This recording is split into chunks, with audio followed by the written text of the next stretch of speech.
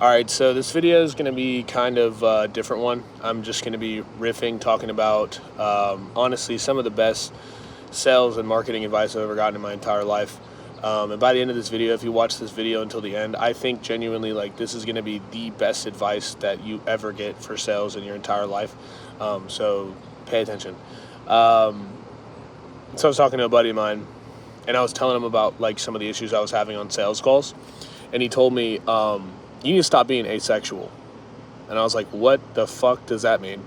Because I'm pretty sure, like, you know what I mean, I'm a man. And he was like, no, that's not what I mean. He said, basically, you need to look at it, like, from a dating perspective, right? So say you have a date scheduled, and the girl gets all cute. She gets dressed up. She looks really nice. She puts on makeup. She spends hours getting ready. And so now you guys are on the date, and you're sitting there, and you're like, how many siblings do you have? Or what's your major in school? Or what do you do for work? And you're asking all these questions as like a friend would, or someone trying to get to know someone, instead of like actually being clear with your intentions, being flirty, escalating, having like real, like a fun time, and like activating emotions in her, right? She leaves that date and she goes, I can't fucking believe that. I just spent 3-4 hours with that guy, and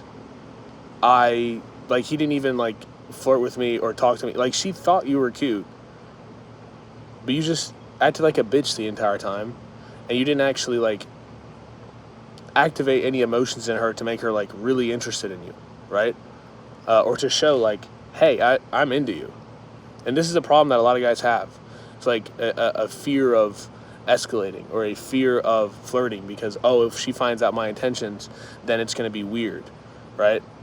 If we take that back into business, it's the same thing. These people set aside an hour of their time to have a sales conversation with you, and you hop on the call with them, or you meet them in person, and you have a conversation. You find, during discovery, you find like what the person needs in order to succeed. You realize that your service can actually help them, and then they throw one objection at you, and you just fold like a fucking lawn chair. Like, they throw one objection, and it's just, oh, I got to think about it. Oh, okay, well, let's just meet next week. Like, yo. The person gets off the phone and goes, I set aside an hour of time to have a conversation with this person because I thought that they were going to help me solve a problem. And instead, they pussied out and rescheduled a call with me. Or maybe they don't think that directly, but regardless, they thought you were going to help them solve a problem, and you just weren't able to show them that you can help them solve the problem enough.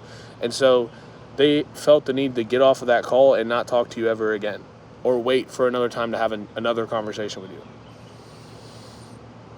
And when he said that, like, it hit me like, oh shit, like, yeah, people get on sales conversations because they want to buy your thing, and then you just don't let them.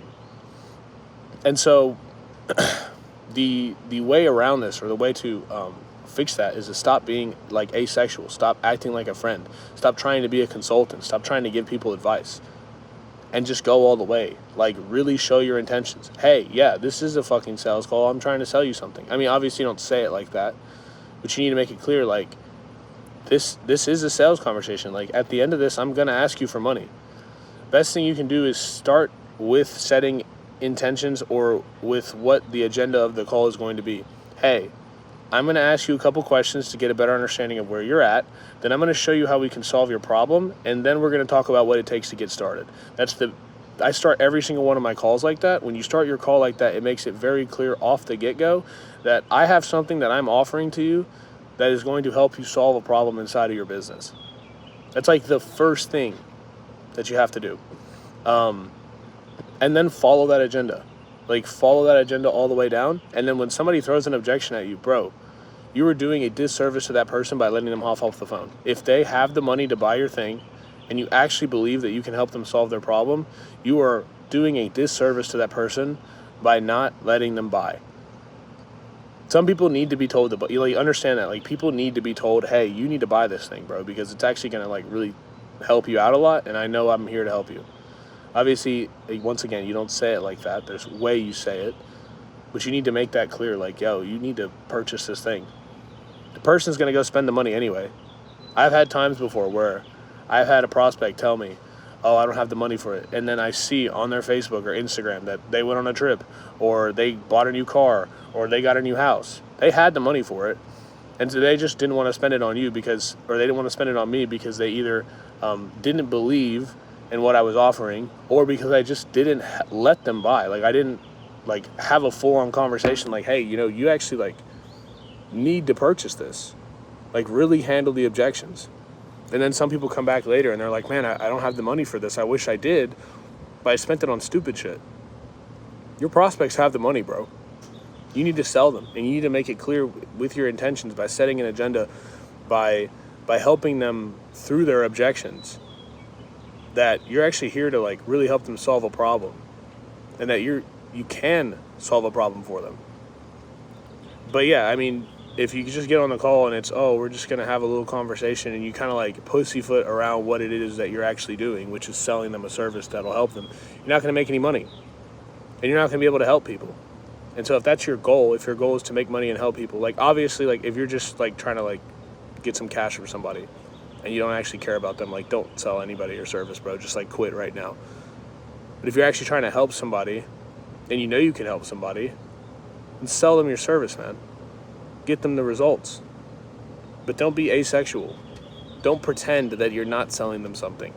Don't say, oh, this isn't a sales call. I just want to make sure that I can get you, I just want to see if it would be a good idea for us to work together. Don't do that shit. Hey, yeah, I'm going to tell you what it takes to get started. And then go for the close and handle objections. If you're bad at sales, you need to handle objections a bunch of times. Like my first time, or like when I first started closing, before I had like any testimonials, I just sat there and like handled the same objection 18 times before the person said, all right, you know what, I'm done talking about it. Let's just get started. And then they got started, and then they got their results, and then they became a testimonial. And then the closing became easier because I just had to show clients testimonials. I hope that was helpful.